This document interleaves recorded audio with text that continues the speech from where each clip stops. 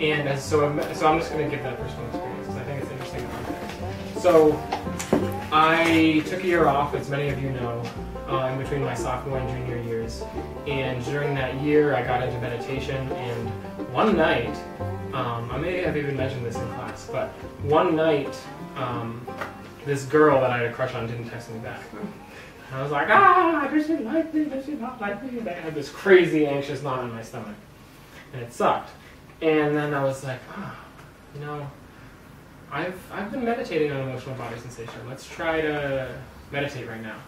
And I did. And my suffering level went boom.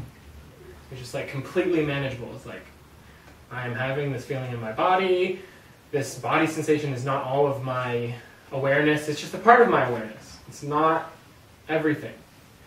And it was a real insight, and I was really moved by that experience.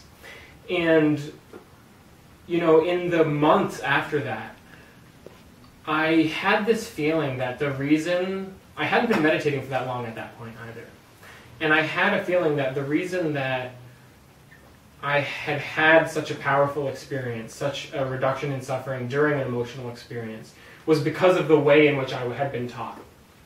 So there's this teacher, his name's Shinzen, and he's been teaching mindfulness for 40 years around the world, and I was learning from him, and I couldn't help but think, like, this is really good techniques that he's teaching me. I want to explore what exactly, in the way that he teaches, helped me have such an insight so early on, without having that much practice.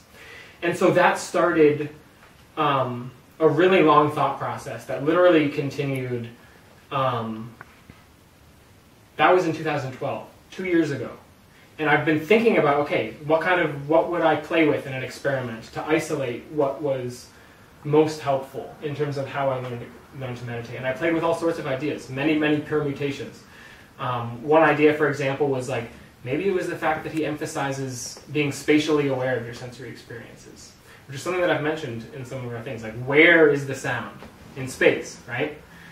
And I talked to, you know, lots of people about their experience, about how they teach, and just started bouncing my ideas off of everyone and everything.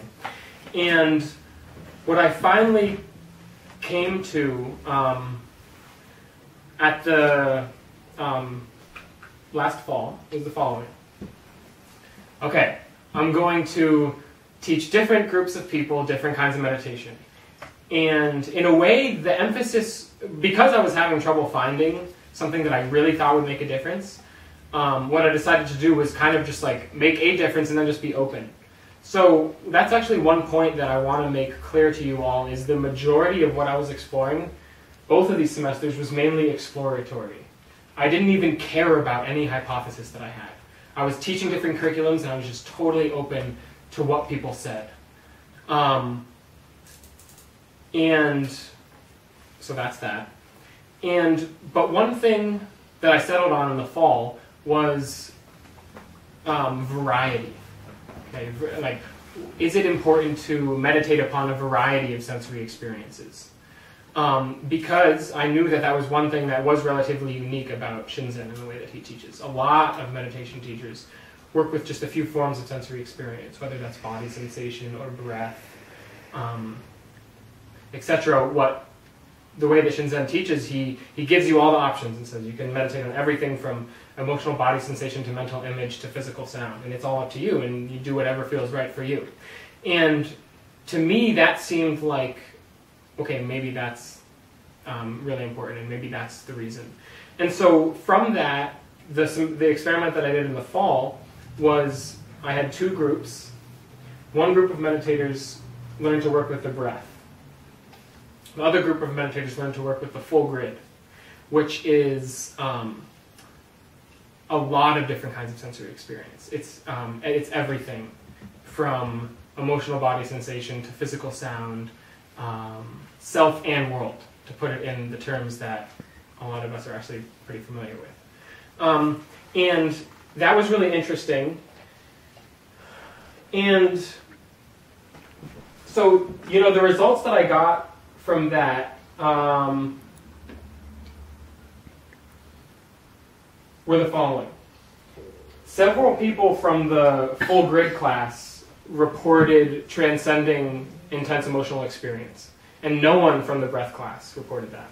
And similarly to the classes that you guys have been in, I gave very explicit instructions in terms of how to meditate during an overwhelming emotional experience. I gave those instructions to both classes. But no one in the breath group reported being able to do that or having a significant experience.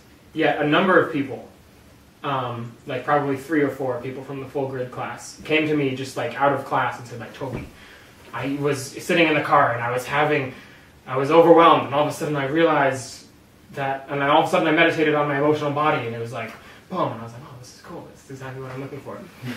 Also, something that I didn't do this semester, but I did do last semester, is I gave out info sheets. And I asked participants to write down if they had a significant experience. I wanted them to tell me about it. So it was like significant experience info sheets, and I had a number of questions that was like, you know, what happened, what technique did you employ, and how did that affect your experience? And something like 7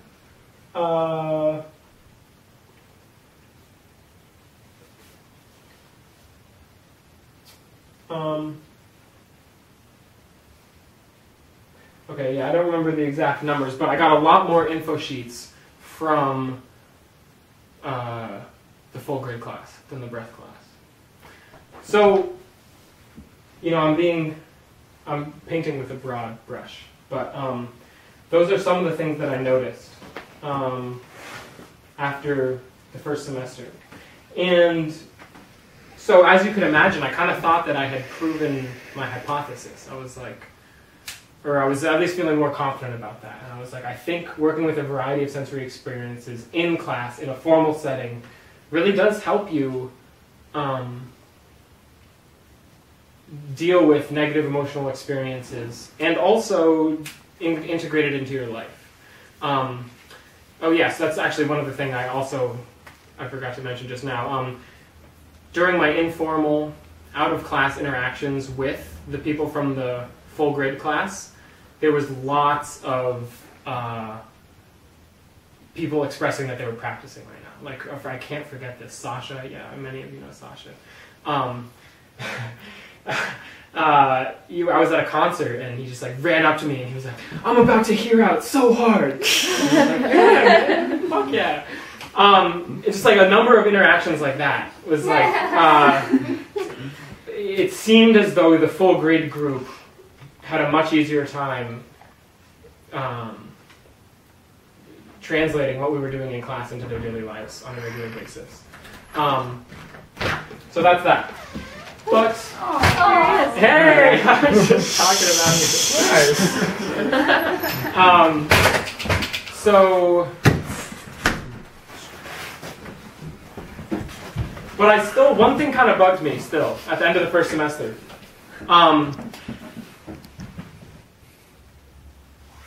I wasn't sure, basically with the full grid class, I really gave them a conceptual framework. I said, look at this periodic table of sensory experience, which you guys all have seen a million times, right? The periodic table of sensory experience. I gave them that. Whereas the breath class, I didn't give them that. I just kind of said, turn towards or turn away, you know, and I kind of left it vague. And at the end of that, I was like, you know what? It may not have been the fact that we were formally practicing in class with this variety of sensory experience. It may have been the fact that I was giving the full grid class a conceptual framework for understanding a variety of their sensory experience, and they could then meditate upon them. Does that make sense to you guys? Mm-hmm. So I was giving the full grid class both the concepts and the practice, and I was giving the breath class neither the concepts or the practice.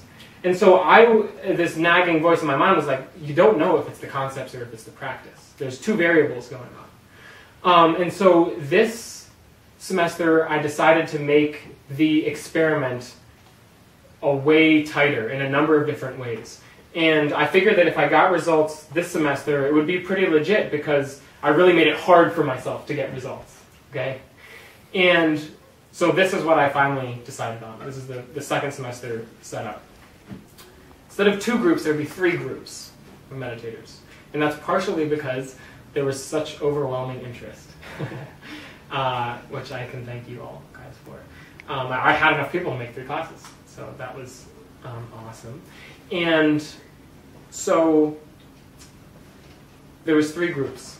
One group just worked with breath the entire semester. Raise your hand if you were part of that group. Yay! And one group worked with the breath and the self system for the entire semester. So raise your hand if you were part of that group. Anyone from self group? No. You were. I'm pretty sure you were. Yeah. Seeing, hearing, feeling? Yeah. That's you, baby. And raise your hand if you're part of the world system and breath. Yes, so that's all you guys. So as you can tell, I kind of made 3 groups out of 2, or whatever. So, so the first semester I had breath and full grid. Third semester it was breath, self, and world. It was taking those 2 groups and splitting it up even more. And I made, the groups were all very similar in most of the ways. And really, I really tried to hone it down so they were just different in one way.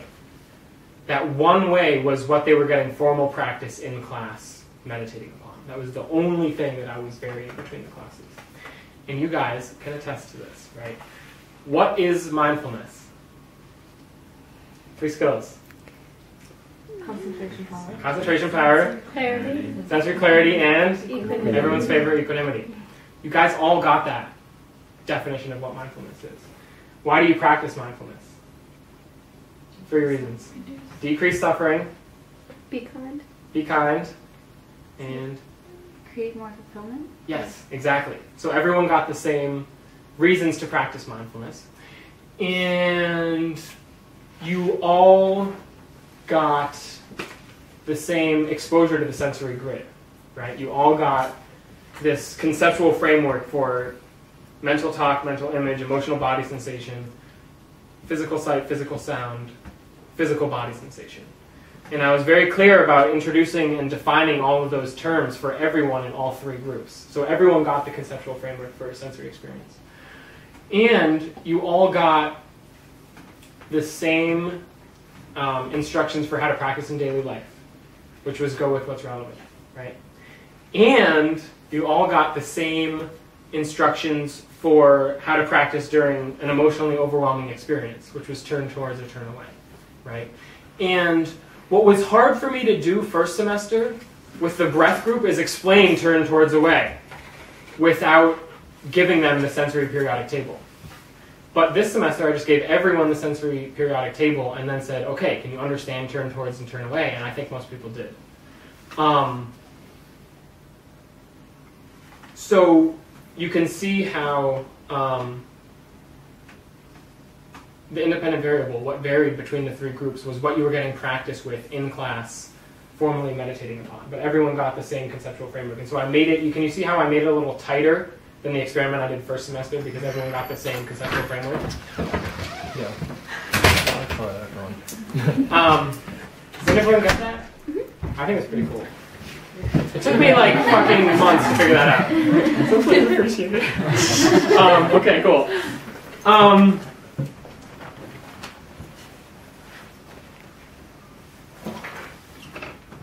Yeah, cool. So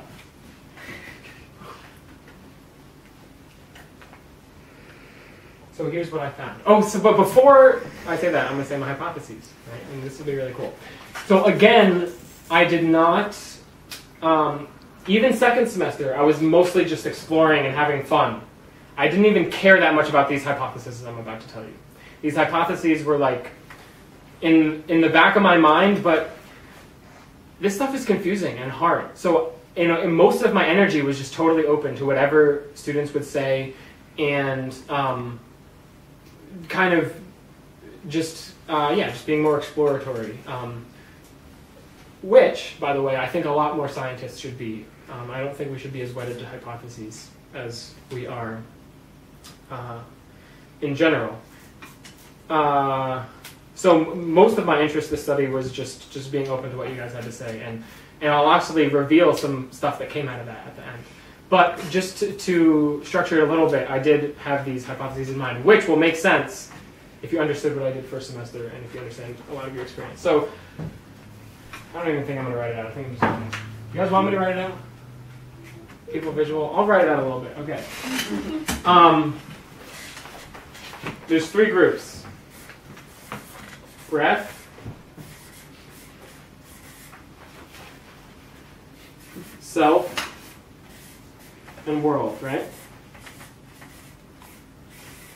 Everyone know which group they were in? Okay. So, I didn't really... One hypothesis I had was that the breath group was going to... They just got to work with one kind of sensory experience all semester. So, one hypothesis I had was that they may have deeper experiences of high concentration.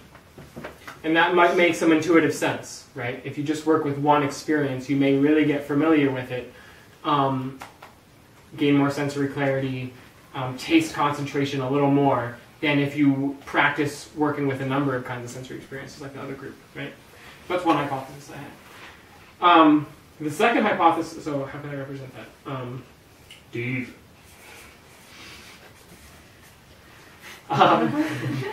The second hypothesis I have is that the group that got to work with the self system, seeing, hearing, feeling, would experience more suffering reduction during emotionally overwhelming experiences.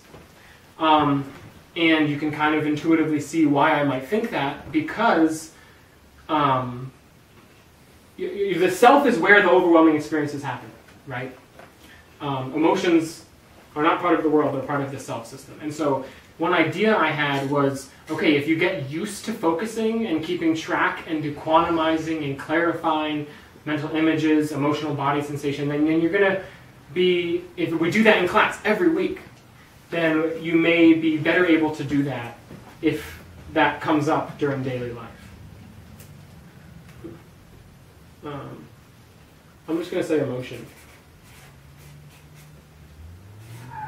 Okay, so that was another hypothesis that I had. Lastly, the group that learned the world system focused on physical sight, physical sound, and physical body sensation. And one hypothesis that I had for this group is that they might be better able to implement mindfulness in their daily lives, because it just focusing on physical sound and physical body sensation is very practical in your daily life. Like when you're walking around, it makes sense in a practical manner to listen to what's going on around you, and your attention is drawn there often. And so I thought that if you had practice every week listening to sounds in class, feeling your body in class, then you may be able to incorporate mindfulness into your daily life a little easier than some of the other people in the other groups. So I'm going to say daily.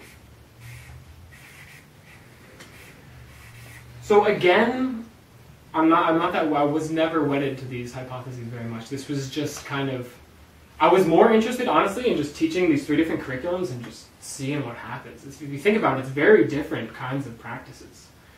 You know, one group's meditating on their breath all semester. One group's meditating on like weird, like vague stuff like mental images. And one group is focusing on like sounds. Like it's just very different objects of meditation.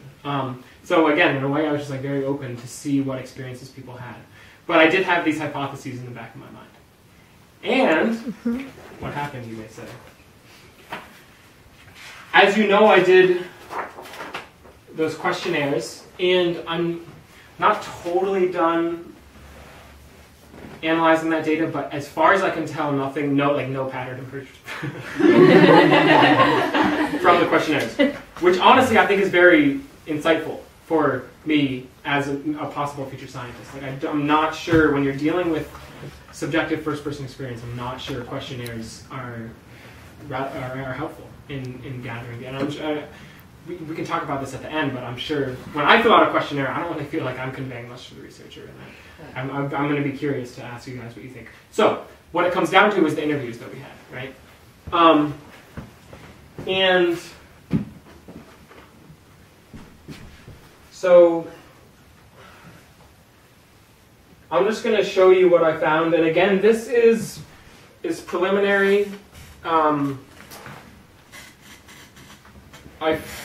I basically was kind of rushed going through the data over the past 2 days to get these numbers, but I think they're pretty solid. So here we go.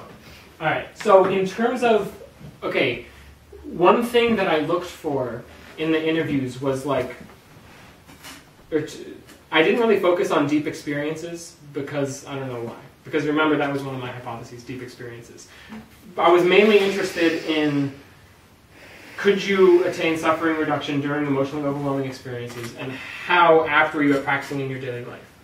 And what I decided to do was basically just make a note when I thought that the participant had a significant experience, a significant insight, like, and that where that line is very fuzzy. It's very subjective, and it's not. It's hard for me to know really. But you know, I've been teaching meditation for a number of years, and I'm pretty good at getting an understanding of what's going on within the meditator. And so, to be simple, I looked for two things, like a reasonable level of proficiency of practice during an emotionally overwhelming experience, and a reasonable level of proficiency in practice in daily life. And again, that's obviously very subjective, but that's what we're doing. We're doing qualitative research, right? So I'm trying to get at, you know, your mental states. It's really hard. So those are the two things I'm looking for. So,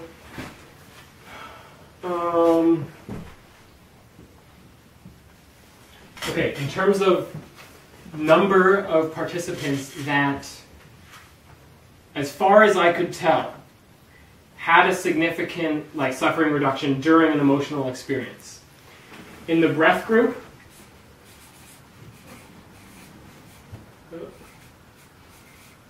um, 60% they came to me and said, you know, I was freaking out and I turned towards my emotional body, and I was able to develop a space in between my experience and my sense of self, and it was really relieving. To give you a kind of exemplar report, that's the kind of thing that I was looking for.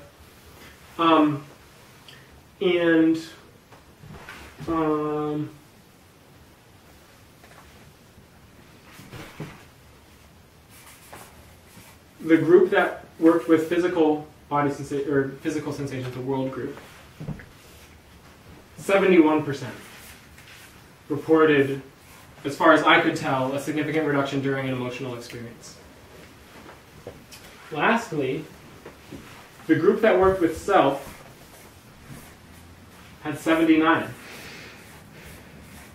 of them, as far as I could tell, experienced a significant reduction during emotional experience. So, to me, I was really friggin' excited. I just got these numbers like 2.5 hours ago. To me, it seems like my hypothesis is somewhat kind of right or something. Yay!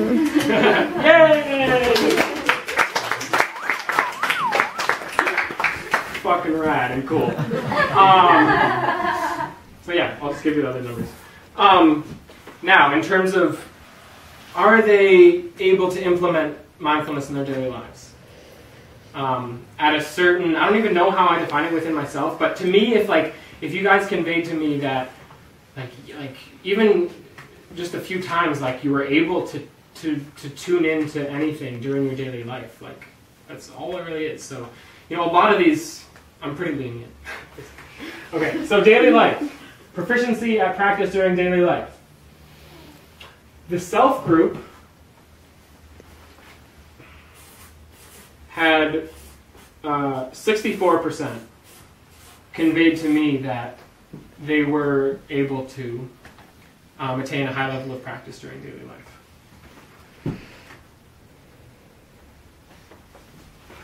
The breath group,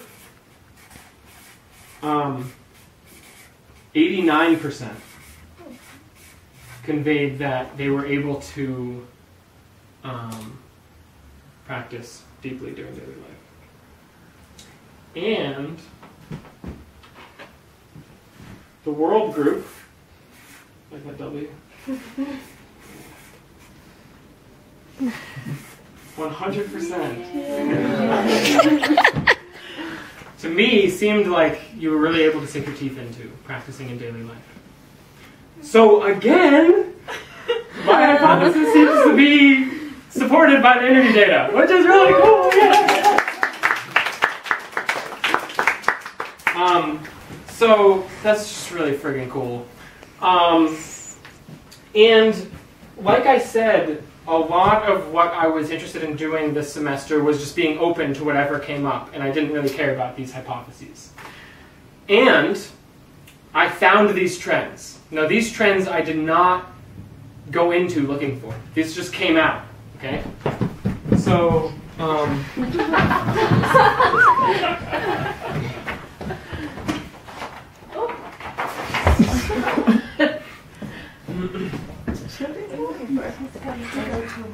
okay, cool.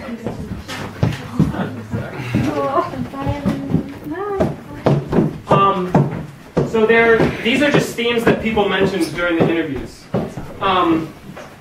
And one thing to keep in mind when I'm presenting these figures is I did not ask anyone explicitly about the themes that I'm about to present. As you guys remember, all the questions that I asked were very open. It was like, what interested you in the questionnaire? Like it was, I really tried to be open. And so when I present, for example, like 20% of the people mentioned this theme, I'm not saying that the other people wouldn't agree with that. They just didn't mention it during an open-ended question. So keep that in mind when I present these figures.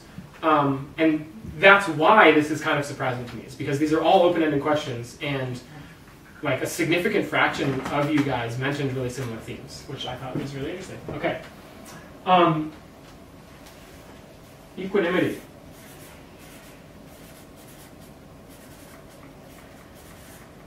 Uh, 17% of you guys, out of the blue, said, like, Toby, equanimity is such a powerful concept in practice. Like, it's just, like, really transformed how I experience myself and whatever, blah, blah, blah. And I thought that was really interesting and powerful. And to elaborate on that a bit, I think that that may have to do with the fact that it's a relatively unique concept. There's nothing quite like it growing up in modern America, right? We have, like being open, like, but it's just not the same. Like equanimity really does seem like something that we're not really presented with, and it's, as you guys, a lot of you know, it's a very powerful lens from which to view the world, right? So we're not exposed to it. I exposed it to you guys, and it was really helpful. For 70% out of the blue. I thought that was interesting. Next, focusing on sound during daily life.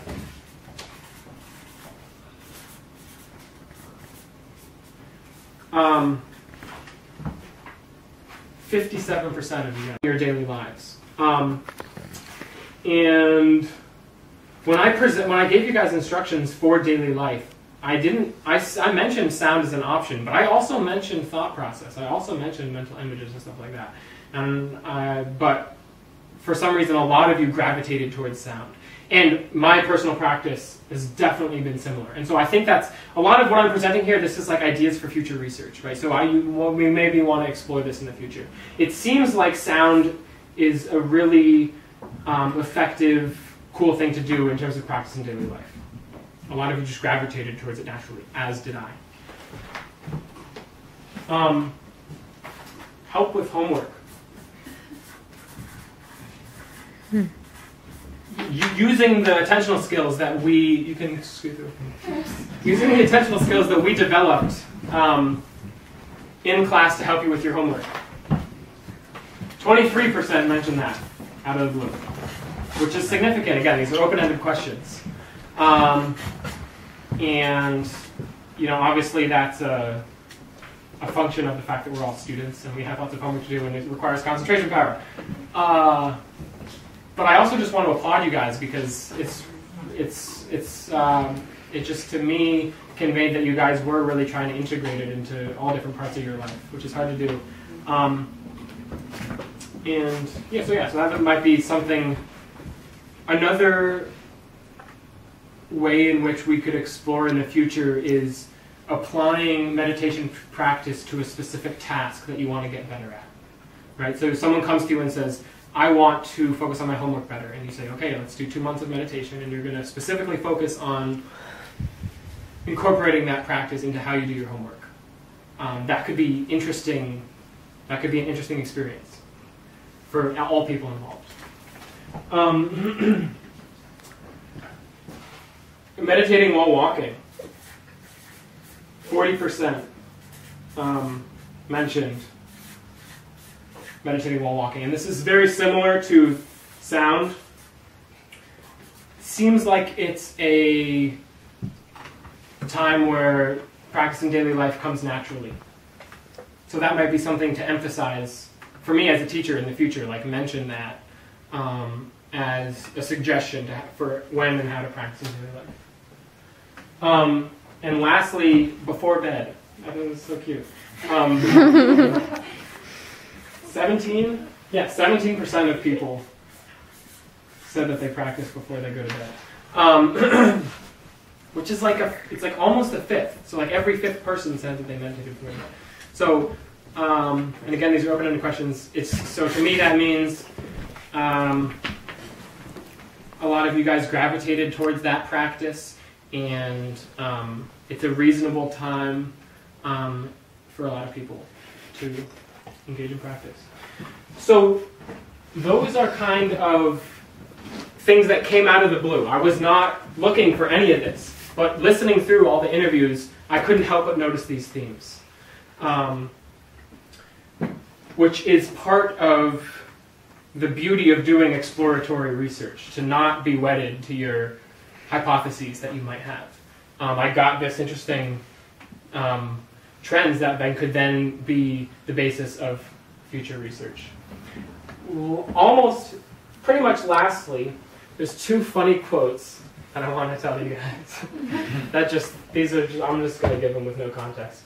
And well, part of why I kind of like these quotes is because, as you know, I'm like a meditation teacher, but I'm also kind of like into not making it separate from your lives as young people. Who, you know, it really shouldn't, and it doesn't have to be separate from, you don't have to have a holy life and then, you know, like an unholy life, right? So it's all one, and it's like be holy all the time and be unholy all the time. It's just all one. So to me, these quotes conveyed that you guys were kind of getting a hint of that, which I think is really important. When discussing the effect of meditation on their life, one participant said, otherwise, it just made everything cooler. It's kind of funny. And then also, another quote is, equanimity is cool. Which was part of this statistic. It is cool.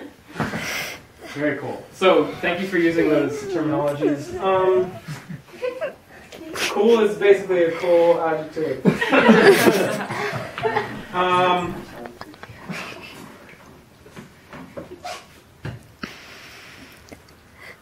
Oh yeah, lastly, if we go back to these figures,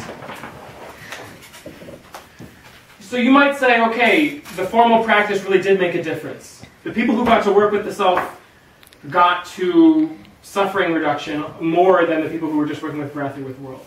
And the people who got to work with world really were able to practice in daily life more than the breath and self people. I think you can certainly read that out of the data.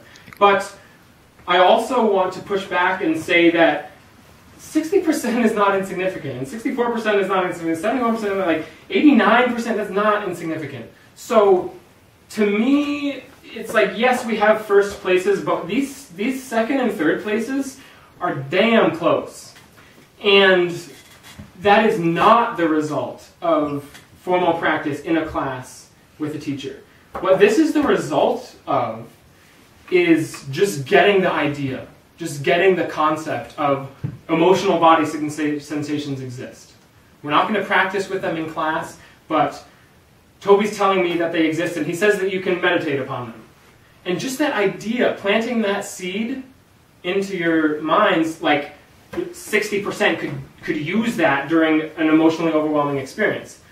That's, to me, the concept is doing most of the work, right? Just having that conceptual framework of the periodic table of sensory experiences and knowing that you can tune into whatever part of that table that you wish, knowing that those options are out there conceptually, to me, seems like it's doing most of the work. These are both in the 60s. And then, the formal practice in the class helps a little more, but to me, the bulk of it is in the conceptual framework.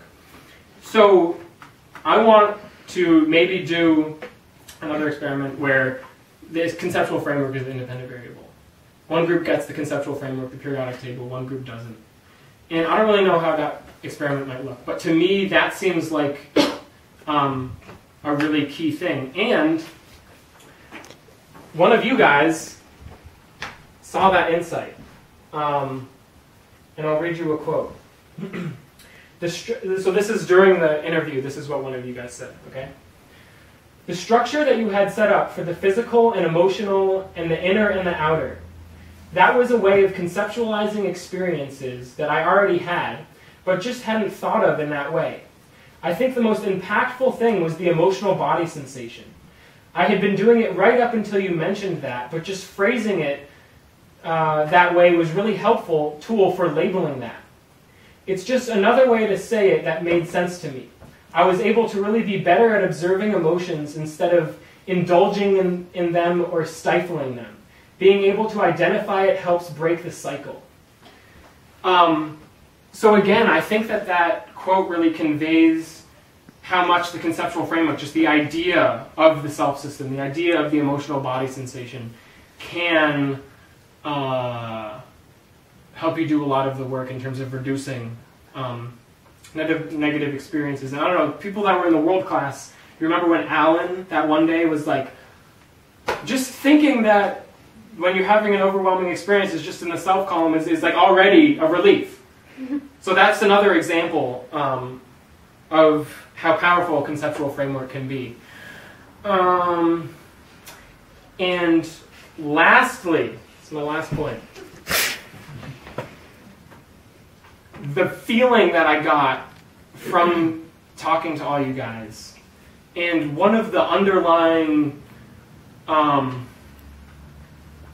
feelings that I had from the very beginning of everything was that emotional body sensation was key here in what I was interested in. And I'm sure a lot of you can relate to that, right? When you're having an overwhelming experience, it's the body sensation, the anxious knot in your stomach that really gets you, that really is friggin' annoying. And Emma and I left, but like we talked about how like it's one thing to have a negative thought, but it's another thing to have a negative body. It's like a very encroaching, scary experience to have your body changed. You really feel cornered, right, when your body's feeling the emotional sensation. And so in my experience and what I heard from you guys was it was most helpful. Forget about the self system, forget about the periodic table of experiences, the concept of emotional body sensation as a kind of experience, I think specifically really is the nail on the head. So you can kind of think of it like, okay, like the concepts is really what's important, but I think even more specific than that, emotional body sensation as a concept and as a practice is really the heart of the matter. And so that's just kind of what came out of my interviews. And also, so yeah, like, and during an emotionally overwhelming experience, to be able to quantize and clarify the emotional body component of that experience seems to be the most crucial part in developing a more healthy relationship to one's emotions and a more, by the way, okay, I'll end on this poetic note. there's a little more to being mindful of your emotions than just suffering reduction. If you're mindful of your emotions, yes, you get suffering reduction. But look out for this. There's also, you get more information from the emotion. The emotion is allowed to manifest and do what it's meant to do, which is inform your actions in a balanced, open way, right? So keep that in mind, that it's not only about reducing suffering, it's about mining your body for information. So when you're having that overwhelming experience, let it erupt, and then glean information from your body. Use that emotional body sensation not as an annoying thing that you want to reduce the suffering associated with it. Use it as a source of information. You know, your body is really wise. It's the seat of wisdom. So allow that to manifest and allow it to inform your thinking. You know, don't let it punch the other guy. Don't let it make you punch the other guy in the face. That's not the point. But like you're being open to it and letting it inform your actions. Source of information. That's a whole other can of worms. And that's it. Thank you guys so much. This has literally been the most meaningful and fulfilling thing I've ever done in my whole life, and the learning has more than gone both ways. You guys, thank you for learning something. But I got to hear all your stories and see all your smiling faces, and it was literally like the highs of my week were coming to these classes. I always left feeling like so energized and excited, and so I really can't